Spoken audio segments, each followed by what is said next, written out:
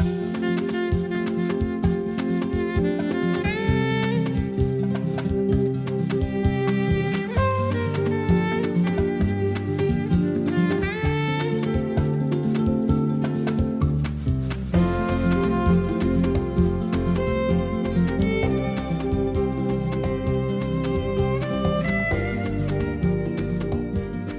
tal? ¿Cómo le va? Muy buenas noches.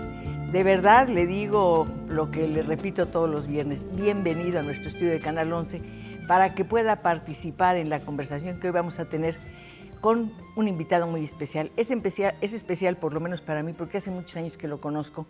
Pocas oportunidades he tenido de expresarle mi admiración y mi respeto por su constancia, por su empeño de realizar el sueño de toda su vida, ser un escritor. Y por supuesto, si es algo, pues es justamente eso, escritor. Me refiero a René Avilés Favila. Él está con nosotros, él es académico, es periodista, pero es ante todo un escritor que se ha aventurado en géneros que aquí son poco frecuentados, por ejemplo, el género fantástico o el de las memorias.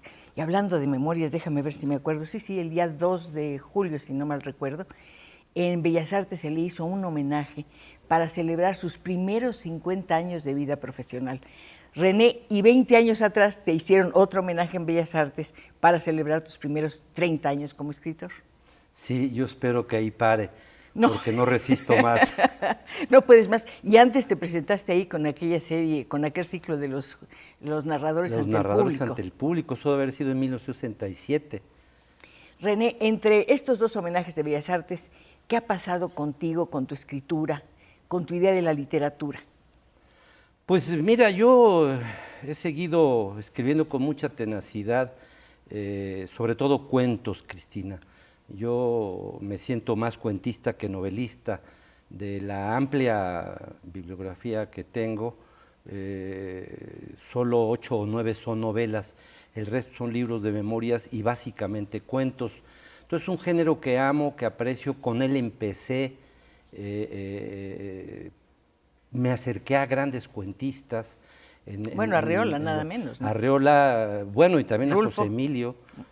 Fueron años en que me acerqué a él, te conocí a ti, que eras en efecto una jovencita periodista destacada. Yo recuerdo haber participado en homenajes a ti en la UAM. Bueno, así es de que vamos a dejarnos de los te homenajeas, y me homenajeas, te lo ruego. Me lees y te leo, Me lees y te leo, por favor. Y entonces, bueno, pues en eso he seguido. Desgraciadamente yo no he sabido sobrevivir de la literatura y entonces, bueno, pues me apoyo en el periodismo y en la docencia. Pero en el periodismo te sientes muy bien y tú has dicho que si en algún terreno te encuentras muy a tu gusto, es justamente en el tipo de artículo de opinión. Sí, yo nunca pensé, con Fernando Benítez me invitó para hacer entrevistas, más bien fue José Emilio el que me invitó. Cuando José Agustín aparece en la literatura, pues aparece, irrumpe brutalmente, nadie lo conocía más que yo. Entonces, como yo ya conocía a José, era su amigo, habíamos estado juntos en la escuela, la secundaria, y me tocó entrevistarlo. Así empiezo yo a escribir en periodismo. 1961. 61, 62. Te lanzas en El Día, que es un periódico entrañable, fue por lo menos un periódico entrañable. Sí, lo fue realmente. René, volvamos a la literatura. Decías tú que te sientes más cuentista que novelista. Hay muchas personas que piensan que quien cultive el género del cuento es un escritor menor, en el sentido de jerárquicamente hablando. ¿Qué opinas de eso? Pienso que es absolutamente un error. Todavía se sigue creyendo, así como piensan que el reportaje es el género rey, en el periodismo, en la literatura se piensa que es la novela.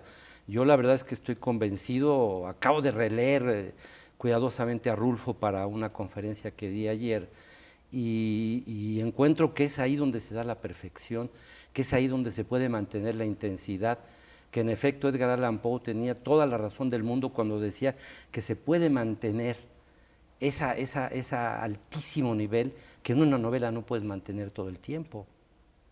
Yo quiero mantener el nivel de entusiasmo, no solamente mío, sino de ustedes también, pero sé que lo voy a lograr de una manera muy especial, invitándolos a que lleguen a este estudio de Canal 11, como a través de nuestras líneas telefónicas que están completamente a su disposición.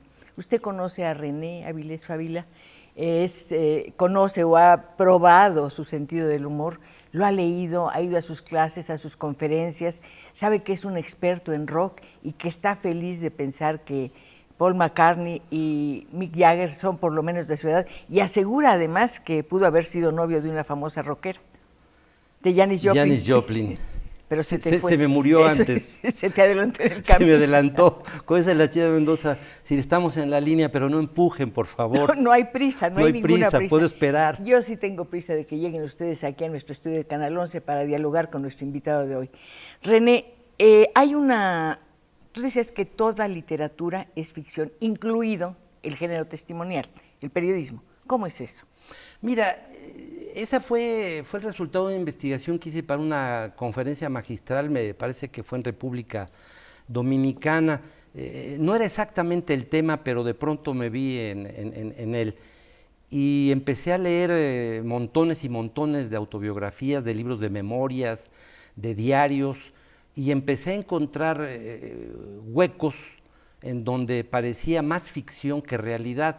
Puede ser que en efecto la vida de esa persona sea de tal manera fantástica que se dé ese mundo. Pero tú sabes que muchas veces la realidad supera la fantasía, y es prácticamente todos los días. Exacto. Eso yo se lo demostré a Rulfo, él que había hecho hablar a los muertos, algún día me regañó en clase en el Centro Mexicano de Escritores, porque en un cuento mío habían arrestado a un burro. Sí, ha pasado, claro que sí. Y claro, yo por fortuna encontré el recorte periodístico y le dije, maestro, mire usted, y él me sonrió con esa sonrisa enigmática que bien le recordamos, y me dijo, tiene usted razón, la realidad supera la fantasía. Puede ser que eso ocurra, pero entre los géneros testimoniales que tanto separa Tournier de los de ficción, de pronto uno encuentra poco espacio, ¿no? Bueno, en el periodismo no es que ficción, tiene que haber imaginación, por supuesto. Sí. Pero si hay una forma de recrear la realidad, es nada más desde el punto de vista en que la miras. Sí, en realidad eso pasa. Es algo muy subjetivo. Mira, cuando yo escribí mi primer tomo de memorias, se llama Recordanzas. Lleva 14 tomos, entonces le digo que para poder leerlo tienen que becarme. Pero solo he llegado hasta los 15 años. Me falta todavía de los 15 a los 70. No, qué gusto, tendremos mucho material para leer. Bueno, vivía mi mamá y le dije, oye, pues tú eres la persona más indicada para leer mis memorias, mi primer tomo de memorias. Las leyó y a los 2 o 3 días me habló y me dijo, oye, pues están bien, me gustaron, son interesantes, son atractivas, me hicieron reír, pero déjame decirte algo, tú nunca vendiste chicles en el metro para ayudarte en la escuela, por una sola razón, no había metro. Claro. Y así, es un montón de cosas que yo inventé. El recuerdo no es siempre una pura invención, o casi siempre. De lo que recordamos, cuánto es verdad y cuánto es una invención involuntaria. Sí, eso es verdad. Yo creo que en el fondo eso ocurre. Y muchas veces uno encuentra soluciones mucho más cordiales en la imaginación de algo que recreaste, que sí sucedió, pero no es exactamente así. ¿Y no te has hecho muchas veces la pregunta respecto de una experiencia, la pregunta siguiente, ¿realmente las cosas fueron así? ¿Realmente mi mamá no me besó tanto como yo hubiera querido? ¿Realmente no hablamos lo suficiente? Me lo he preguntado. Y la verdad es que son recuerdos muy nebulosos. Y lo mismo me ha ocurrido con mi padre y con infinidad de parientes y amigos. Trato de recordar, sé que la historia es más o menos por allí, pero finalmente la recreo. No la escribo tal como debió haber ocurrido. Pero llega un momento en que ya no tenemos informantes. Quienes nos pudieron informar acerca de nuestras etapas anteriores, de nuestra vida, quiero decir, ya no están. No. Entonces tenemos que reconstruirlo todo solo, inventar la vida, que eso es maravilloso, ¿no? Bueno, tengo una historia que me parece verdaderamente dramática.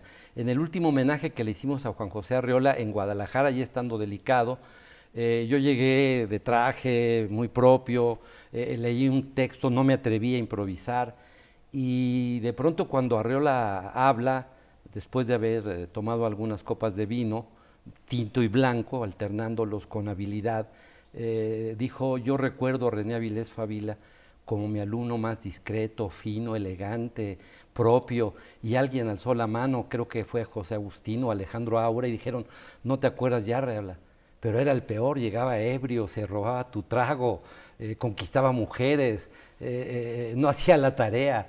Es decir, eran dos recuerdos diferentes, ¿no? El de mis compañeros y el de Arreola, que me había visto recientemente bien vestido, ¿no? Pero además hay otra cosa, nunca somos la misma persona. Ah, no, claro que no. Tú eres una persona para tu esposa, a quien me da mucho gusto tener aquí como invitada, que para tus alumnos o para las personas que van al Museo del Escritor, del cual quiero hablar un poquito después.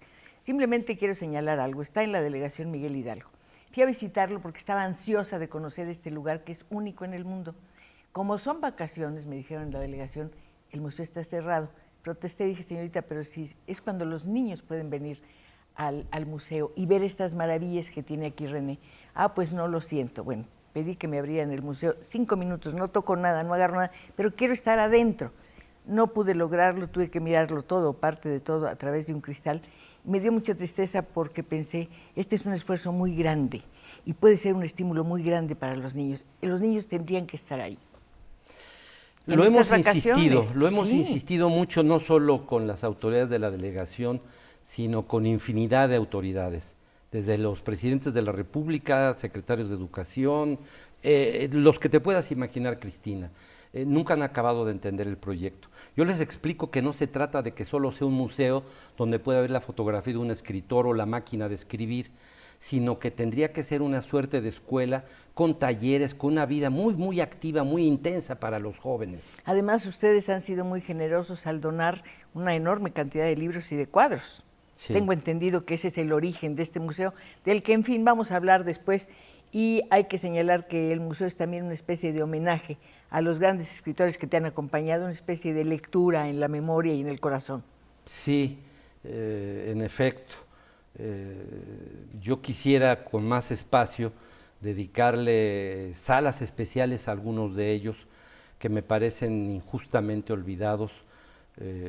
Pienso, por ejemplo, en Revueltas o en Juan de la Cabada, que hoy hay poco de ellos o sobre ellos. De Revueltas dices cosas muy bonitas, dices que él te enseñó la ética política. Sí. Y Rulfo, en cambio, te enseñó a escribir. Sí. Yo creo que ya sabías desde antes, como decimos. Y lo que decimos aquí es que hay un corte. Y lo que repetimos es que este estudio está completamente a su disposición para que llegue y converse con nuestro invitado de hoy. Un hombre inquieto, hiperactivo, con un muy especial sentido del humor. Usted lo conoce, ¿verdad? Es René Avilés Fabile. Vamos a un corte y regreso volando.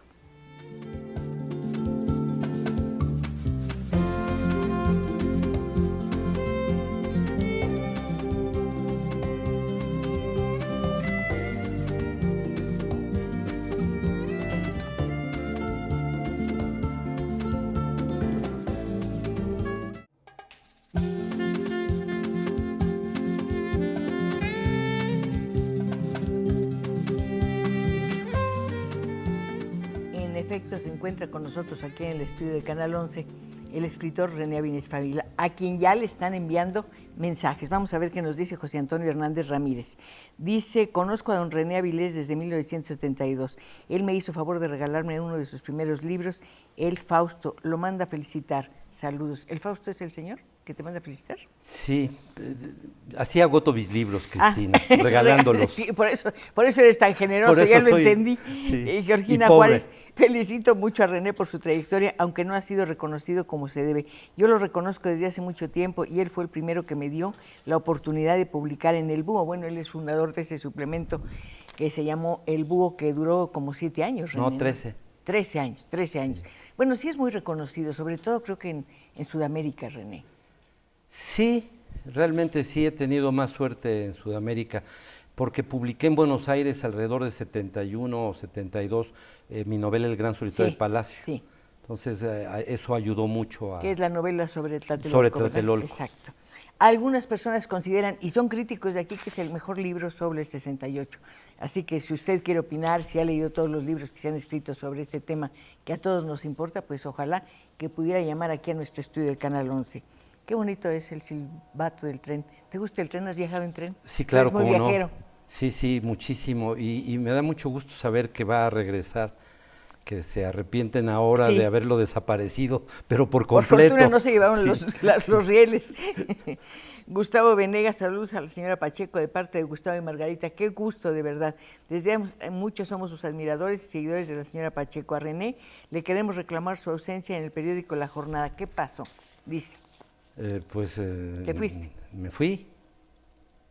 María Briceño, un saludo a Cristina Pacheco y a René. Me da mucho gusto que estén los dos juntos. Martín González, quiero felicitar a la señora Pacheco por su invitado, el señor René Avilés Favila. Berta Ruiz, toda mi vida he escuchado a la señora Pacheco, quien está muy bella esta noche. Señora, muchas gracias. Estoy contenta de verdad, porque cuando uno conversa con personas como René, aprende muchas cosas acerca de la vida, acerca del país donde uno vive. Decías en una nota, en 1960 empecé en la literatura. ¿Qué te impulsó? Pues muchísimas razones, Cristina. Yo no estoy seguro cuál fue la más poderosa. Supongo que el hecho de tener un papá escritor y una mamá maestra y un abuelo maestro. Y un abuelo maestro, es decir, una familia pues en donde los libros eran comunes. Y la otra cosa es que no había televisión. Entonces, bueno, leías o leías. O te contaban historias. Tú comentas que tu mamá historias. te contaba historias mientras cocinabas. ¿Qué historias? Historias ¿Qué han aparecido de en tus libros? Sí. Pues algunas historias de en Carrusel de Fantasías, sí, ¿no? Ahí está. Exacto. Algunas historias pueblerinas son de las escasísimas historias que yo tengo de corte rural, que son las que me contó mi mamá. ¿Cuál recuerdas? Pues recuerdo una que se llama algo así como Préstenos su santo, en donde de un pueblo a otro suena casi rulfiano, sin el talento desde luego de Rulfo, pero se pelean de un pueblo a otro por el santo. Hay un pueblo que no tiene santo, y entonces para su fiesta anual lo piden prestado. Y entonces, bueno, termina aquello a los golpes, destruyen la figura del santo, cosas de este tipo, que era lo que me contaba mi mamá, que venía del Estado de México, pues mucho antes en los tiempos de la Revolución, más bien en los tiempos de la Revolución. Tus primeros textos, René, ¿cómo eran? ¿De qué trataban? Empecé tratando de imitar a Rulfo, a Valadez, a Rojas González, es decir, me llamaba mucho la atención la literatura rural, la literatura del campo. Había leído muchísimo la novela de la Revolución Mexicana y todo eso pues es una épica que produce realmente entusiasmo, pero pues no era mi campo, Cristina, yo no tenía nada que ver con el campo, no lo conocía, es decir, había vivido siempre en la Ciudad de México. Yo salí por primera vez del DF a los 20 y tantos años, si mal no recuerdo, 21, 22. Empecé en Nueva York, París, fui a Zacatecas. Así como que no quiere, eso sí te lo creo. Eso sí te lo creo. Y con dificultades. Eso es bonito. Fui a Zacatecas, sí, a ratos caminando, otros en autobús, pero llegué. Fue una invitación inicial. Y bueno, finalmente empecé a escribir lo que supuse que estaba más cerca de mí. Me gustaban las fábulas, me gustaba la Biblia. Esopo es uno de tus autores. Esopo es uno de mis amores. La Biblia me gustaba en tramos. Me gustaba mucho Homero, pero claro, Homero, el griego, no los otros. La Ilíada y la Odisea son dos libros fundamentales para ti, para tus relatos fantásticos, tengo entendido. ¿Por qué? ¿Cómo los descubriste? Pues esos fueron regalos iniciales de mamá, tanto la Ilíada como la Odisea. Después, bueno, pues al trabar amistad muy pronto, debe haber sido por ahí de 65, con Rubén Bonifaz Nuño, es que me doy cuenta que yo había leído versiones lamentables de la Ilíada y la Odisea, pero ya con la ayuda, la tutela, la orientación del propio Rubén, di con mejores ediciones. Y bueno, él mismo hizo al final de su vida la gran traducción al español. Tú estuviste en el homenaje muy merecido que se le rindió a Rubén Bonifaz Nuño, un gran personaje, un gran poeta, una vida difícil, una terminación terrible. Trágica, sí. Terrible. ¿Cómo conociste a Rubén? Pues lo conocí porque era un México muy pequeño en primer lugar. Todos los escritores, todos los intelectuales, los artistas, de una u otra manera coincidíamos en determinados lugares, y a él lo encontré en la universidad. Yo había sido alumno de Fausto Vega, quien ahora está en el Colegio Nacional. Claro, y a quien le mandamos un saludo muy sí, cariñoso. Con mucho cariño. Fue mi maestro de literatura y a través de él fui conociendo a infinidad de grandes escritores que se habían formado y que eran profesores dignísimos de la UNAM. Después fueron tus amigos, pero tienes también personas jóvenes que fueron de tu generación, como Parménides García Saldaña y el propio José Agustín. Sí, Agustín lo conocí en la secundaria. Nos conocimos en la secundaria muy jóvenes. Después vinieron los otros. A Parménides ¿Secundaria lo 7 estuviste? Sí. No, en la secundaria 1. José Agustín estaba en una secundaria particular, pero igual había afinidades, coincidencias, y bueno, yo le llevo 2 años, entonces sí había, cuando yo estaba en tercero, él estaba en primero, cuando yo ingreso a preparatoria, más o menos esa era la relación. Parménides aparece después, pero aparece de un modo tan espectacular que resulta como inolvidable. Yo lo vi muy pocas veces, me gustaría que nos hicieras un retrato de él. Pues mira, era un hombre que a mí me parecía un hombre muy bien parecido, realmente tenía facciones muy correctas, era simpático mientras no hablara y mientras no bebiera. Era inteligente, sabía muchísimo de ¿Se rock. puede ser simpático si no hablas? Sí, solo sonriendo. Se ríes de todo como idiota. Y entonces le caes bien a todo el mundo. Y a todo el mundo le caes y dicen, ¿qué tipo más simpático, no? Sí. No, porque después se hacía agresivo. Sí, era un muchacho combativo, aguerrido. No se estaba fácilmente de acuerdo con él. No recuerdo haber tenido yo nunca una dificultad con él, ni tampoco con José Agustín, pero con el resto de la generación, bueno, hasta golpes tuvo con Tobar, con Nacho Lares, en fin, era un hombre difícil. Siempre se me para en la nariz. Sí, pero seguramente el espíritu el espíritu chocarrero de Parménides. ¿A él se debe tu acercamiento al rock? No. Ese como que en todos nosotros, por lo menos en los 3 que he mencionado, viene de manera natural. Es decir, en mi caso yo nunca gocé mucho los mariachis ni los tríos, realmente no me gustaban, de tal suerte que me fui acercando a las big bands en aquella época. Maravillosas, estoy hablando sí. de Benny Goodman, Les Elgar, Stan Kenton. Exacto, bueno, todo eso. Y desde luego en los grandes cantantes, en Sinatra, en Nat King Cole, en Perry Como, un montón. Y fui evolucionando por fortuna hasta que por ahí de 55 me encontré con Elvis Presley y me lo encontré musicalmente hablando. Sí. Todavía no viajaba, ¿recuerdas? Ni siquiera a Zacatecas. Ni siquiera a Zacatecas había ido. Y entonces empecé con una verdadera devoción por Elvis Presley. Tengo los discos iniciales de él y me he seguido hasta ahora. Como bien decías, tengo la misma edad pues por lo menos de los Rolling Stones y de lo que queda de los Beatles, pero de alguna manera coincidimos y creo que así como los he oído todavía, ahora ya nostálgicos viejos, de pronto reconocer deudas con viejos rockeros de los 50s y de los 60s. Hablando de deudas, antes de que lo olvide, comentas en alguna línea, quedé en deuda para siempre con Agustín Yáñez. ¿Por qué? Quedé en deuda con él por 2 razones. La no importante es porque me emocionó mucho leer Al filo del agua. Es decir, la estructura me impresionó. Su mejor libro. Es su mejor libro. De eso sí no estamos de acuerdo.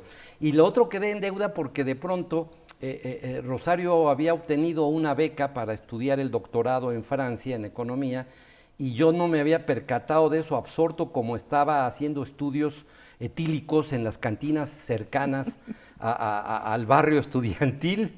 Entonces, bueno, cuando de pronto dijo ella, me voy, yo dije, bueno, ¿y yo qué hago? Me quedo solo, va a ser espantoso. Y fui a pedir la beca, a solicitar una beca, y me dijeron que solo con una firma de alguien importantísimo. Y dije, ¿Pero bueno, la beca dónde la pediste? ¿En la Alianza? No, en la Alianza, no, bueno, en el gobierno, en la Alianza, perdón, sí. En el gobierno de Francia. La Alianza era nada más la escuela. Sí. Y de pronto, bueno, pues me ocurrió pedírsela a Yáñez, porque lo conocía en primer lugar, lo conocía porque mi padre había estado en la comisión de libros de texto gratuito con Martín Luis Guzmán. Y tu papá es impulsor del libro de texto gratuito. De hecho, tengo es entendido. uno de los autores de Sí. la idea. Y entonces el sector privado de Yáñez había sido maestro mío en la Facultad de Ciencias Políticas. Lo fui a ver y le dije, oiga, necesito una firma. Me pasó con Yáñez. Entonces Yáñez me dijo, oiga, usted ha escrito una novela que debe ser horrorosa. ¿Los que debe juegos? ser- los juegos. Que todo el mundo me habla o muy bien o muy mal. Pero tengo ganas de conocerla. Le dije, pero yo necesito su firma. Si se la doy, seguro. Dice, ¿habla usted de mí? No, de usted no. Afortunadamente, rápidamente recordé. Dije, de usted hablo, no hablo de Hablamos usted. de hablas de Hablaba todo mal de mundo, todos, pero sí, menos sí. de él. Y entonces le dije a novela, salí corriendo, la compré, pues estaba en Es Argentina. de y- 67. esa 67. novela. Sí, tu primera novela. Consigo el ejemplar, se lo doy y me da la firma y con eso, a los 3 días, lo que Rosario había hecho en varios años, hasta el francés aprendí con esa firma. Bueno, viajaste, aprendiste, hiciste posgrado. Honestamente, no. Porque yo Ahora lo vi en todo una mundo nota. hiciste, no, yo estudié el posgrado, pero no lo concluí. Ah, Hubo un momento en que después de 2 años, año y medio, las aulas son cárceles.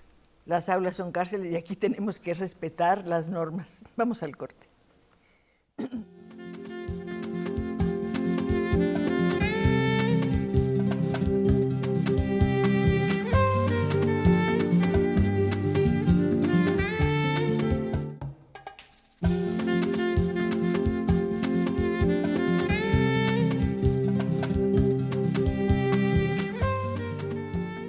Se nos está llenando el estudio de invitados. Doña Lucila Aguilar dice, fui compañera del señor René Avilés en la preparatoria número 7, ahora Museo de la Autonomía. Lo veo y lo recuerdo tal cual habla en el programa. Una felicitación por toda su trayectoria. Gonzalo Mesa, llama de Roma. La vez pasada nos llamaron de París, ahora de Roma. Quiero agradecer al señor René Avilés, ya que gracias a él conocí a Elena Garro. René invitó a Elena Garro a un homenaje y en este evento la conocí. Me ayudó a introducirme en la obra de esta escritora. Me gustaría que nos hablara un poco de su relación con Elena Garro. Siempre seguimos el programa por internet. Me emociona mucho saberlo, ¿sabe? ¿Cómo fue tu relación con Elena Garro? Pues hay 2 versiones, la larga y la corta. La larga dura como 8 días, así es de que esa la dejamos para otra ocasión. La conocí siendo muy joven, iba yo con Parménides, justamente García Saldaña, estábamos muy jóvenes los dos, y encontramos que había un cóctel en la embajada cubana que estaba enfrente de la Rusia en aquella época. Sí. Hablaría de, no sé, estoy hablando de 62, 63, y Elena discutía acremente con el embajador. La ¿Tú recuerdo. sabías quién era? Sí, porque había ido a la Casa del Lago y ahí había visto alguna obra suya. Entonces, además, en efecto, era distinguida, era hermosa, esbelta, pero yo era tímido. El que se acercó fue Parménides García Saldaña a decirle que estaba enamorado de él. Se enamoraba de todas, pero bueno, ahí la conocí. Después, bueno, la empecé a tratar en París. En algún viaje, yo regresaba de Alemania, decidí, me arriesgué, yo no soy muy buscador de estrellas, pero dije, bueno, pues ahora o nunca. Le llamé por teléfono, me contestó en un francés impresionantemente bueno, y de pronto cuando le dije mi nombre, cambió y empezó a hablar en poblano.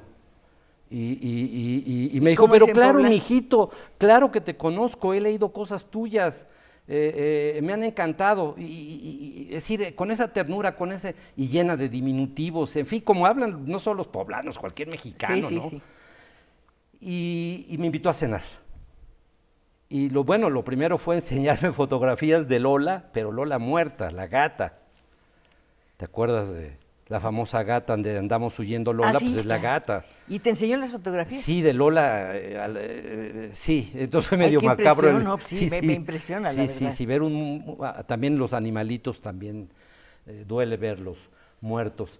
Pero empezó una linda amistad, una hermosísima amistad, la continuamos, Elena chica, Elena Pazgarro, todavía, bueno, pues tendría en ese momento, debe ser un poquito mayor que yo, tendrá 73 años quizás, y y me pareció también muy encantadora. Entonces empezó una amistad que fue pues de altas y bajas. Fue una relación extraña, muy extraña, intensa, muy intensa. ¿Ella estaba escribiendo algo en ese momento? Eso era un secreto.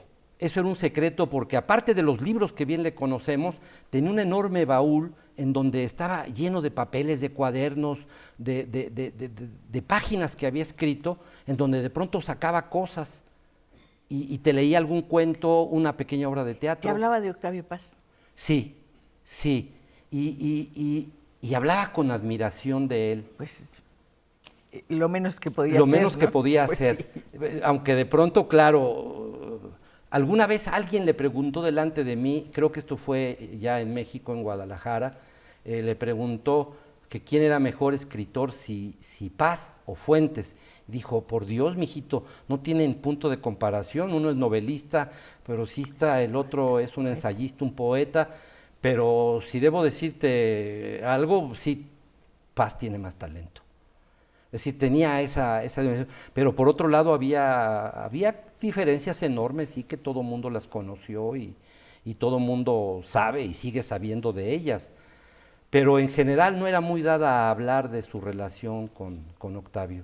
Bueno, pues allá cubrimos el expediente. Una persona llamó para preguntar por tu relación con bueno, tal vez podías recomendar uno de los libros de Elena. A lo mejor hay una persona, un joven, que diga, yo quisiera leer algo de ella. Pues a mí ¿Los me gustan recuerdos sus del porvenir? cuentos, aparte, Los recuerdos del porvenir, que es una obra Sí. clásica. Ayer o antier en Facebook vi a alguien que decía que era una de las 3 grandes novelas. Preciosa, Realmente es preciosa. Pero bueno, los cuentos y las obras de teatro también valen la pena. Beatriz Villalpando, felicidades al maestro René Avilés por su producción literaria y su trabajo periodístico y le agradezco su amistad. Felicidades a todo el equipo que hace posible el programa.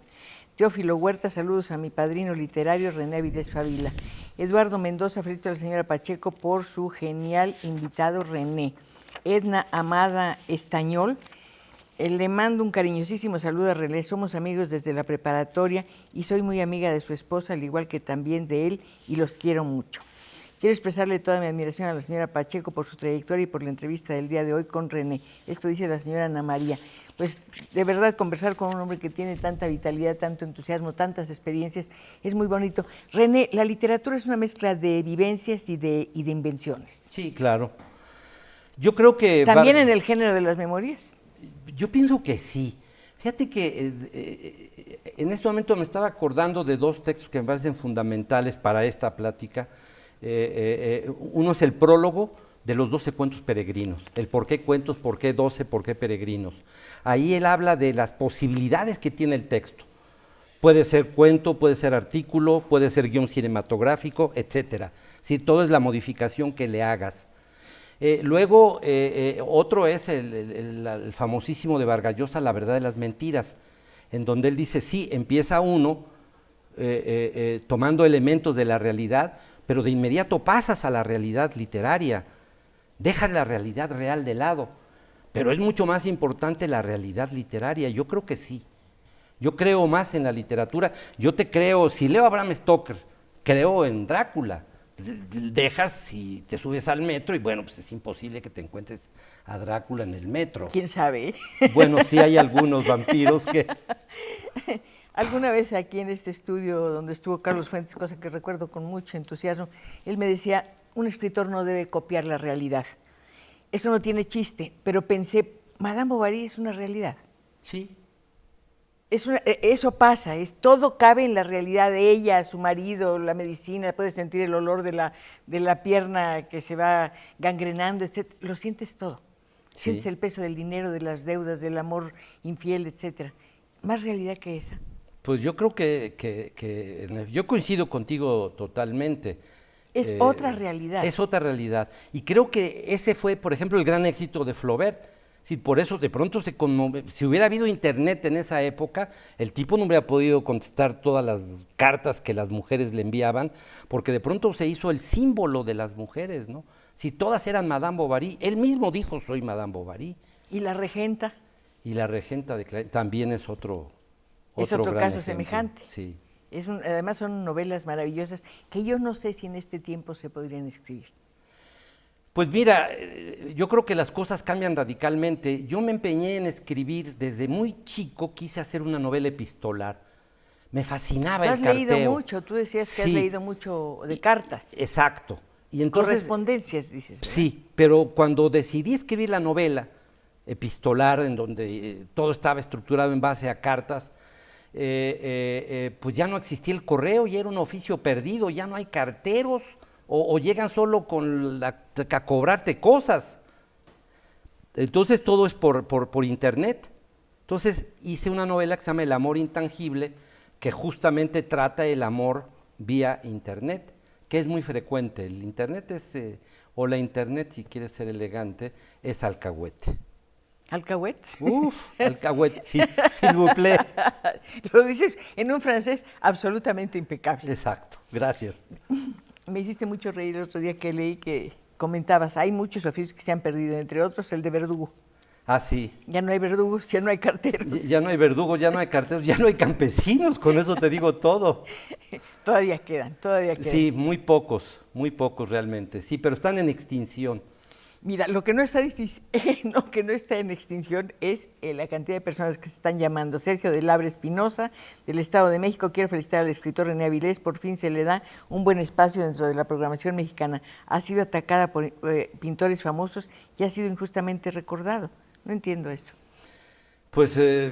¿Tienes amigos que te quieren muchísimo? Pues yo más bien yo creo que sí.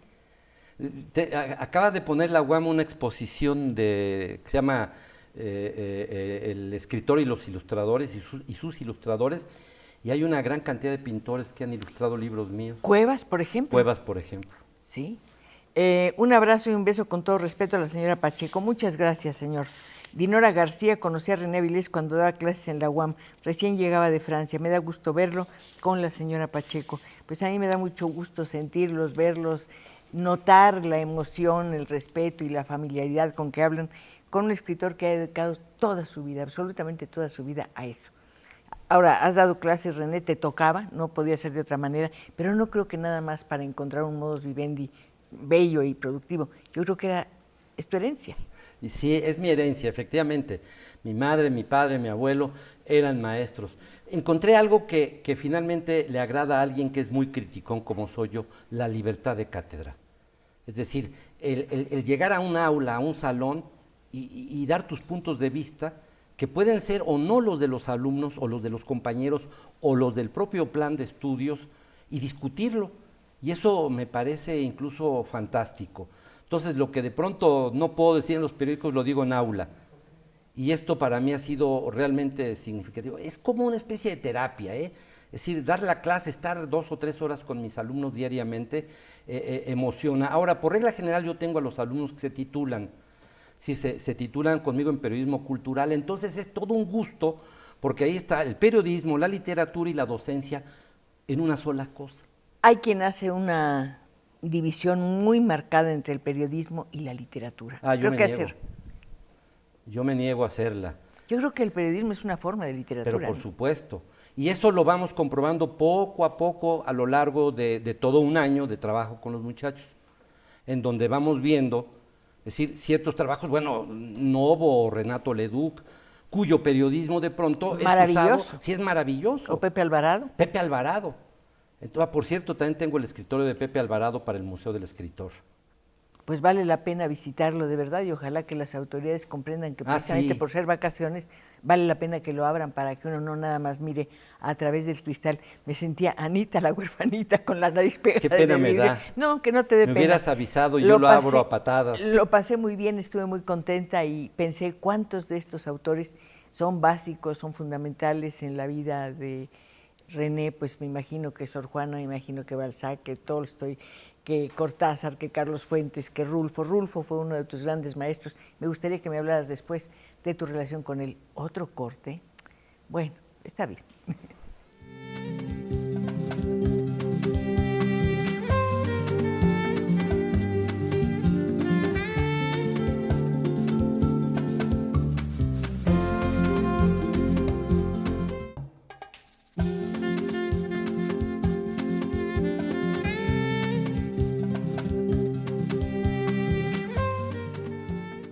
Esmeralda Mora, un saludo desde Zihuatanejo. Agradezco la charla que tiene con nosotros. Lo felicito por su trayectoria como escritor. Daniela Sánchez, quiero comentarle a mi profesor René Avilés que gracias a él soy lo que soy. Gracias por todas sus enseñanzas. Pintora Lago, felicidades a René Avilés, quien me apoyó para realizar un mural sobre el movimiento estudiantil de 1968. En una entrevista dices, el lado hermoso de mi vida es la literatura. Sí, es donde me siento más cómodo porque de pronto en el periodismo, pues tú lo sabes mejor que nadie, has ejercido por años con una enorme tenacidad y mucho amor el periodismo, pues hay que decir cosas feas, ¿no? Uno de pronto trata cosas feas, la política, por ejemplo, y bueno, pues ahí es inevitable, pues tienes que caer en la crítica. Los personajes que la pueblan son horrendas. La crítica, también dices, la crítica no existe. Hablamos del, según la amistad, eres mi amigo, hablo bien de tu libro, Sí, eres mi enemigo, hablo mal de... Eso ya es en la literatura. Sí, pero vamos de una cosa a otra. Sí, sí, eso lo he seguido observando. Ahora cuando he llegado a esta avanzada edad en que falta el homenaje del INAPAM, pues cierto, ya me dijeron que ya viene, sí, pero viene en grande, pero... Viene en grande, con danzones y toda la cosa. Ay, sí, eso sí no puede faltar. Eso no puede faltar. ¿Vas a ir de Bermudas, René? Sí, claro, por supuesto, todavía uno ligero. puede enseñar algo, pero bueno, sí, pero no mucho, claro. Mira, yo creo que en el momento en que uno está inmerso haciendo el cuento o el capítulo de novela, hay una emoción realmente es única, única que es distinta a la del periodismo. Yo digo de pronto a la de la literatura y a la del periodismo las veo distintas. Yo siempre digo, siento a la literatura como la esposa amada, como la mujer que estará allí siempre. Y el periodismo es algo pasional, es algo que de pronto te impulsa a escribir esto, aquello, lo de más allá. Ahora inicié una serie sobre Elena Garro, sí, en donde trato de mostrar que sí ha habido opiniones sensatas sobre ella. Pero volviendo a mi caso, bueno, pues yo veo que quienes escriben muy bien de mí son mis amigos, los que me conocen. ¿Hay crítica o no hay crítica literaria en México? Y en general, para todas las artes. Pues en cine veo que sí la hay, de pronto la veo también en las artes plásticas, pero en literatura, que es lo que me corresponde más cercano, no debía haber comenzado publicando los juegos porque todavía me persiguen muchos fantasmas por ese lado y sigo recibiendo objeciones, críticas, aversiones que genero como persona más que como escritor. Yo estoy seguro que la mayor parte de las personas que de pronto escriben algo negativo sobre mí están hablando sobre René Avilés, no sobre la literatura de René Avilés. Cuando uno escribe un texto, de verdad está lanzando un mensaje en una botella y que después arrojas al mar. No sabemos cómo van a leer ese mensaje, ni quién lo va a recibir, ni si lo van a recibir. A veces nadie lo lee.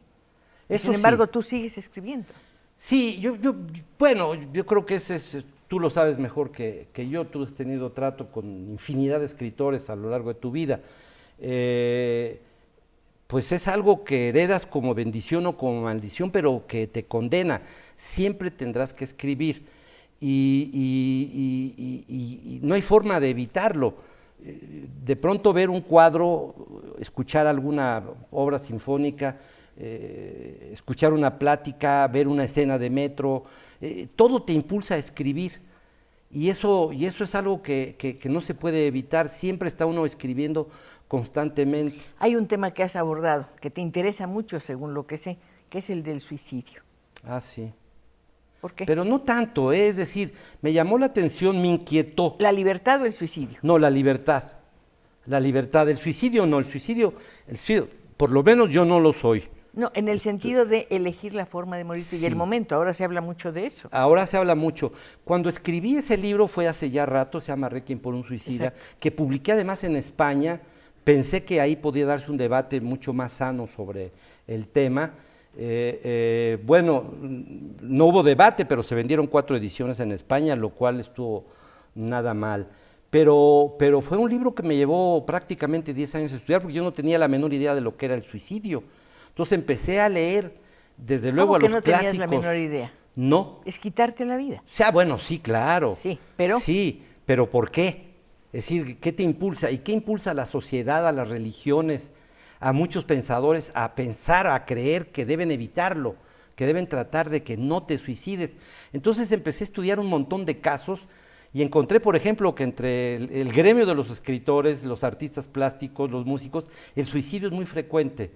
Es decir, que te lleva, son como más depresivos y eso te conduce es como un vacío, más a... ¿será sí, un vacío? Sí, ahora pienso que se acabó, era el mal que Goethe, bueno, se le llamaba el mal de Werther al suicidio, pero era el suicidio por amor, que me parece de una nobleza y de una gran belleza. Ahora la gente cantando de pronto arregla sus soluciones, soluciona sus problemas amorosos. Ahora O se matas. suicida porque no triunfa en el escenario, en un programa, Sí, o te etcétera. suicidas porque te corrieron del empleo o Bueno, el banco te quitó el coche. Debe ser algo espantoso. Sí, y como ya no tienes ni siquiera para comprarte un revólver, pues te tiras al metro y bueno, la gente ni siquiera te compadece, se irrita porque se detuvo el metro. No, pero además en el periódico sale una persona de tal edad se tiró y causó serios problemas a los Sí, a los exacto. viajeros. Y tú que dices, querías ser famoso. Yo cuando Ni escribí ese siquiera libro... le toman Sí, el- no te toman. Bueno, escribí ese libro y lo leí en Bellas Artes justamente el primer capítulo. Entonces tuvo algún éxito ese primer capítulo, pero me di cuenta que el tema era realmente difícil, era escabroso, era complicado. Entonces tuve que hacer toda una investigación, no solo científica, sino también de tipo periodístico, reportear con gente que se había intentado suicidar o gente que se le había suicidado a algún familiar. Tus palabras me llevan a algo que también dijiste. Todo texto es resultado de una investigación. Las musas no revolotean, las musas casi no existen. ¿O no existen? No, ojalá ya existieran, Cristina. Imagínate, de pronto una musa semidesnuda arriba de ti o Aunque esté semivestida. vestida, pero que me ayude. Sí, que te dicte la novela, que te dicte el poema, debe ser una maravilla, pero no, tienes que sentarte muso. y estar, o un muso. Sí, en mi caso siempre son musarañas, pero bueno, el caso es que es trabajo, siempre mucho trabajo. Yo he visto esto de lejos y de cerca. Recuerdo que, por ejemplo, Rulfo me condenó un día diciéndome, usted tiene un problema, usted tiene facilidad para escribir, Es un eso problema. es malo, Es un eso es problema. malo. Sí. Dice, usted debe ser mucho más riguroso, cortar más. Y la famosa frase de Reyes de que hay que borrar más que Sí, escribir. sí. Bueno, Arriola me dijo algo semejante. Pero bueno, pues ahora que estoy ya a 3 días de morir, después del examen, después del festejo del INAPAM. No, porque ese te no me lo falta la pierdo. entrevista de los 100 años. Eso no me lo pierdo, me la tienes que hacer tú, Cristina. Te prometo, Te lo ruego. te prometo que lo voy a hacer. Perfecto, gracias. Entonces puedo morir tranquilo. En este libro, el libro de mi madre, que a mí me gustó muchísimo, por cierto, siempre me ha gustado, pareces arrepentirte de no haber hablado con ella o de haber hablado menos de lo que debías. ¿Te ha pasado eso con un personaje que digas, aquí debía haberlo dejado expresarse mejor o debía haberlo obligado al silencio? Sí, ahora me lo pregunto mucho. Con algunos escritores con los que he tenido amistad, por ejemplo con Alejo Carpentier. Sí, lo conocí en México hace muchos años, presentado por Jiménez Siles, seguramente Manuel Carballo, que trabajaban juntos. Y bueno, pues me pareció una persona fascinante, ingenioso, de una gran cultura, un hombre que sabía de música, que tocaba muy bien el piano, que, en fin, me gustaba mucho su literatura también. Y después lo traté en París, lo busqué, cuando él trabajaba en la embajada cubana. E iniciamos una amistad cordial, muy afectuosa, en donde yo preferí escucharlo, pero claro, él me hablaba de lo que él quería. Yo tenía dudas, por ejemplo, ¿cómo escribió y por qué El siglo de las luces? ¿Por qué usted ha tratado de crear una mitología del Los pasos Caribe, perdidos. con los pasos perdidos, en fin? Entonces, no se lo pregunté. Son los momentos en que me arrepiento mucho. Con Arriola me pasaba algo semejante. Tuve muchas oportunidades de hacerle preguntas y bueno, claro, Arriola, como decía Borges, solo te dejaba intercalar silencios.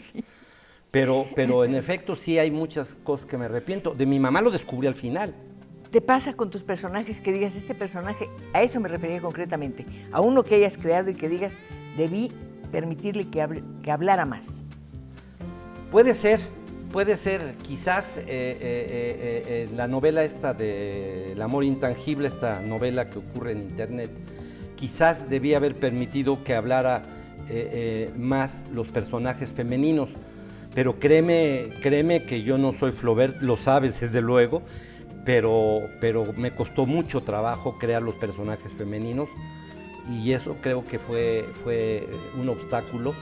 Y después, cuando la releí ya publicada, dije, debieron haber hablado más los personajes femeninos. Debieron las cartas de ellas debieron haber sido lo fundamental, no las del narrador. ¿Reescribirías ese libro? Yo creo que no. No hay tiempo. Bueno, yo sé que José Emilio Pacheco reescribe, corrige, mucho, Reyes lo hacía, sé de amigos que también lo hacen. Flaubert lo hacía. Flaubert lo hacía. Yo un poquito, limo asperezas. Sí. Sí, Borges mismo también confesa que limó asperezas, decía él muy elegantemente. El resto de la conversación se da dentro de, bueno, cuando hagamos tu fiesta. Mi fiesta de 100 años. Tu fiesta de 100 años, en donde de verdad quiero verte bailar danzón. Mira, René, todas las voces que te llegaron, debes sentirte muy contento porque todas son de personas amigas que te quieren y te agradecen tu existencia simplemente. Me tengo que despedir. Muchas gracias, buenas noches y hasta muy pronto, René. Gracias, Cristina, Hasta de todo pronto. corazón.